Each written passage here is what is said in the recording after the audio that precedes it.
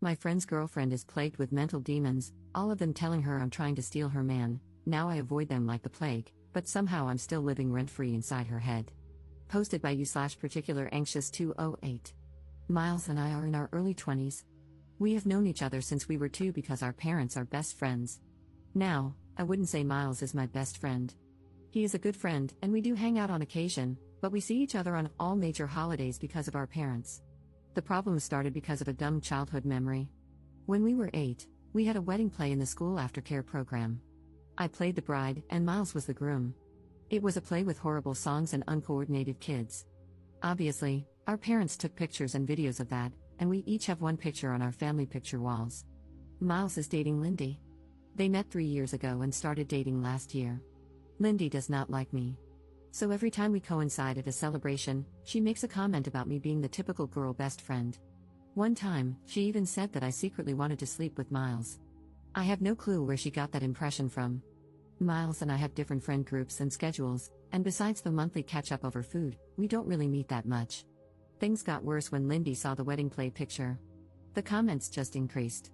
She even started DMing me on Instagram, saying she knew what game I was playing. I talked to Miles about this once, and he told me to give her time. So his birthday was on Saturday, and I was invited. Lindy wrote me something along the lines of her supervising me. This was their first birthday as a couple, and I was apparently not allowed to take up his time. I was honestly just fed up. I tried talking to Miles once more, but he said the same thing. So I just skipped it. When the party started, I wrote a quick message saying, "Sorry, I can't come," and told him my mother would bring his present. Now he's upset with me for missing his birthday. Lindy is mad that I made it all about myself, and my parents are upset that I missed a family function. Edit. I didn't show anyone the messages because I didn't want to make more out of this than it is. I didn't want to turn anyone against Lindy, especially since she's a new fixture in Miles' life. That would just make things more difficult for both of us. I thought that talking about it might be the more mature thing to do. My parents aren't mad at me or blowing up my phone. They, along with Miles' parents, were just bummed out that this was the first birthday I ever missed. As for why she's jealous, I have no idea. Neither of our parents ever wanted us to get together. There were never any jokes or anything about it. I think they'd also never want that.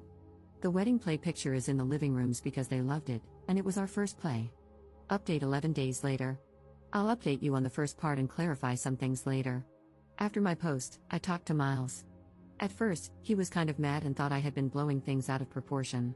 We came to the conclusion that we should distance ourselves while he figures things out. Mainly because I didn't want the added stress of petty drama. Then I talked to my parents and explained to them what was going on. They were really upset by how Lindy treated me. Obviously, they weren't going to get involved, but it was nice to get that off my chest. Then, nothing else happened until Tuesday evening. Wednesday was a holiday, so some of my friends took the opportunity to go to an Irish pub to do karaoke. At some point, my best friend and I went to the bathroom to pee and touch up our makeup. Then Lindy and some of her friends walked in and kind of cornered us. It wasn't pretty. They started loudly talking about man stealing beaches and how some women were just born to be homewreckers. They talked about how pathetic it is to pretend to be a guy's friend just to sleep with him, and how pick-me girls are the worst. They kept edging us physically into the area by the hand dryers while pretending we weren't there. My best friend eventually had enough and just pushed through them, pulling me behind her. We were almost back at our table when Lindy came up behind me and pulled my hair, causing me to fall backward onto a metal footrest. It hurt so much that I started to see white. Then a girl next to Lindy poured beer on me. I can't really tell you what happened after that, but there was a scuffle, and someone dropped one of those heavy pint glasses on my head.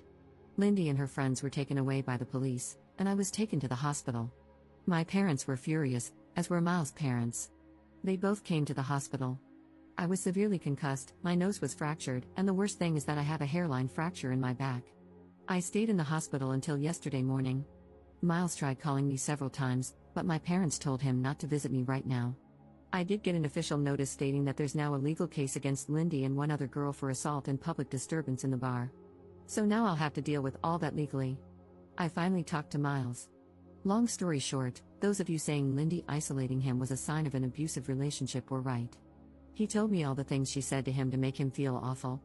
She would freak out about anything in her life and take it out on him. She would scratch and bite him when she was mad. Our talk ended with both of us crying and apologizing. We're going to be closer again. At least we can talk about these things more openly. He broke up with her and is staying at my parents' house. So that's it for now. Second update 3 months later. I'll update immediately and go into details later.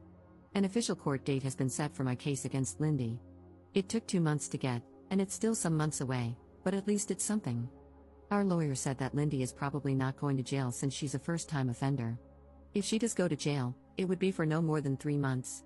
Most likely, she'll have to pay a fine equivalent to 100 days of her income or something like that. I've let my father handle this 100% because I don't have a head for it. There's a second lawsuit going on at the same time since I am now legally considered chronically ill. The hairline fracture wasn't a passing thing but has developed into a long-term condition. I'm in pain daily.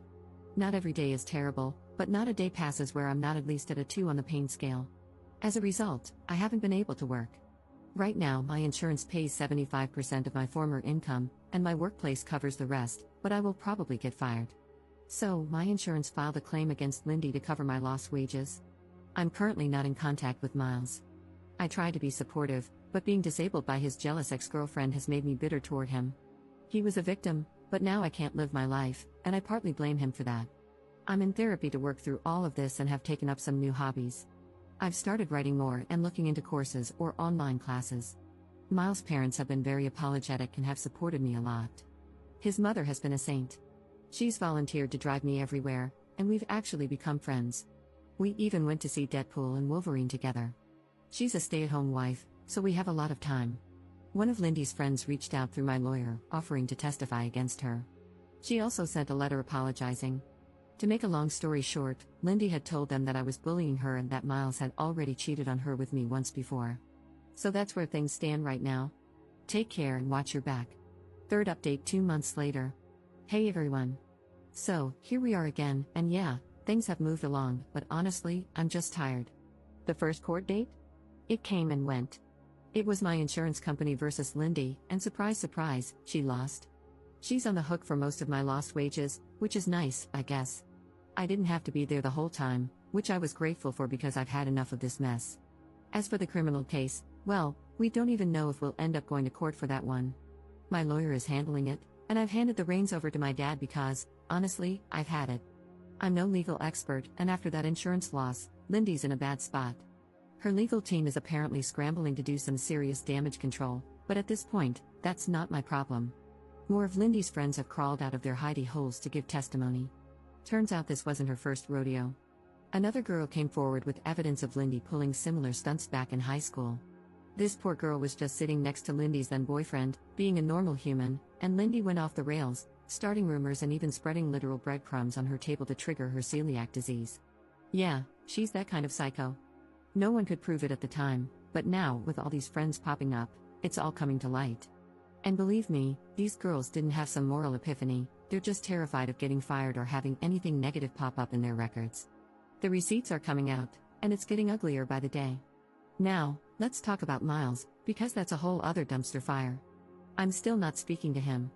Turns out he's known for a while that Lindy was threatening him with bad things if he didn't cut me off and make his parents stop talking to me.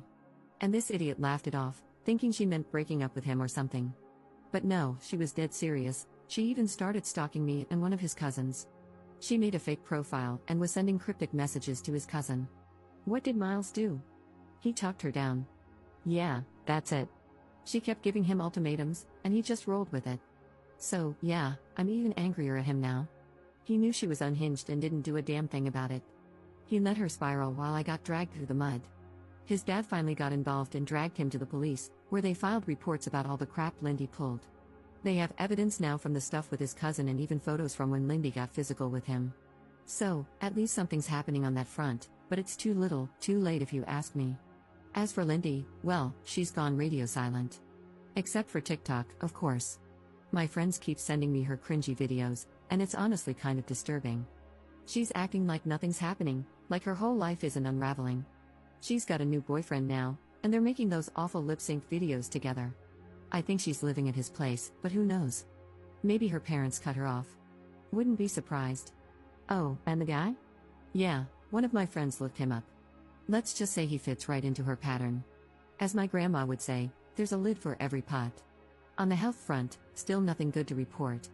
My pain hasn't improved, and I'm now waiting for a surgery appointment, which looks like it'll be early 2025. The pain is radiating to my left hip now, which is just great. I feel like that sad little dog from the Black Cauldron. But, hey, silver lining, I've made friends with a few of the nurses who work with me. One of them braids my hair, which is kind of sweet. I'm also seeing a physiotherapist regularly, mostly for massages at this point.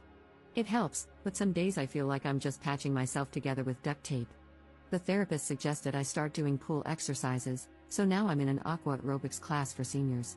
No, there isn't a disability-specific class in my town, and frankly, I didn't feel like looking too hard. The old ladies are a riot, though. Well, except for one who always looks miserable, but honestly, I'm not one to talk. One piece of good news, I finally got approved for a wheelchair. So, at least I can go out with my friends without feeling like my body is falling apart after an hour. I've also been taking a few university courses for fun and playing way too much Fallout. So, there's that. And that's where we are. It's still a mess, but I'm just doing what I can to get through it. Thanks for sticking around, I guess. Fourth update 5 months later. Hi, everyone. Things have finally settled enough for me to share an update. The court case is over. Lindy was sentenced to actual prison time, with none of it suspended. She also has to pay restitution for my medical expenses, lost wages, and pain and suffering. The court didn't miss a thing. They went through all the evidence, testimonies, and even the messages, and it was clear who was at fault. I cannot tell you how much of a relief it is. During the trial, Lindy claimed I had been bullying her and that I planned the pub incident to ambush her in the bathroom where there were no cameras. She said I struck first. 2 of her friends backed her up, but the third one, who was also part of the attack, ended up telling the truth to avoid harsher punishment. It was obvious their stories didn't line up, and when the outside CCTV footage and witnesses from the pub were brought in, her whole narrative fell apart. The court didn't buy it, especially with all the messages Lindy had sent me before the incident. She could not explain why someone supposedly bullying her would also be the one receiving threats from her. It also came out that Lindy and her new boyfriend had been intimidating witnesses. He even messaged me on Instagram, trying to get me to say something incriminating or admit to something I didn't do. At first, I didn't realize who it was, so I replied briefly, but once I figured it out, I stopped immediately. Thankfully, I had already handed over everything to my lawyer, so it was documented. Watching her lawyer try to frame her actions as acting out under stress while knowing she was tampering with the case was surreal. There was a moment outside the courtroom where my parents and Lindy's parents talked. It wasn't an argument, but it was uncomfortable. My parents pointed out how everything presented in court made it clear what Lindy had done. Lindy's parents didn't argue back, but they seemed completely out of their depth. They mentioned being shocked by how much she had escalated things and admitted they hadn't understood how serious it was. They've taken on the financial burden of her restitution, which means I know the money for everything will come through. It's hard to say if they're doing it out of guilt or to protect their image, but either way, it's one less thing for me to worry about. Adjusting to my new normal has been a mixed bag. The chronic pain is still there, and my surgery isn't happening for a few more months. I've also been dealing with the endless back and forth of German bureaucracy. My insurance keeps sending letters asking, "Hey, you still disabled, lol?" As if chronic pain and an unhealed fracture could magically fix themselves. Every time I think I'm done explaining my situation, they send me another form to fill out. It's exhausting, but my doctors have been really supportive and always help me get the paperwork sorted. Some days are harder than others, and there are moments when I feel sad about how much my life has changed. A few months ago, I was stuck in that sadness, angry all the time and constantly thinking about how unfair this all is. I think I was grieving the life I thought I would have. Now, though, I've accepted that this is my life, and even if I never fully heal, I know I'll manage. I'm not letting Lindy take up any more space in my head than she already has. I've started focusing on things that make me happy again. My friends and I started a Dungeons & Dragons campaign, and they come over to my place to play. They're so patient when I need breaks or when the pain gets bad. Through that group, I met someone. At first, I was nervous about getting close to him because I thought he might see my situation as too much to deal with, but he's been amazing. He drives me to appointments, brings me groceries once a week, and has never made me feel like a burden. I'm falling in love with him, and for the first time in a while, I feel hopeful. I've also been keeping my mind busy with courses and finally rewatched all of How I Met Your Mother. Sometimes I catch myself comparing my old life to this one, and it makes me sad, but I don't stay in that feeling as long as I used to. I've started finding a balance between moving forward and letting myself feel everything that comes with this new chapter. I've distanced myself from Miles' parents. They were wonderful to me, but I realize he needs their support now more than I do, and it should be undivided. I still don't know if I can forgive him. To this day, I haven't. Thank you to everyone who has supported me through all of this. It has been a long road, but I finally feel like I'm on the other side of it. Take care of yourselves and hold on to the people who make your life lighter. They make all the difference.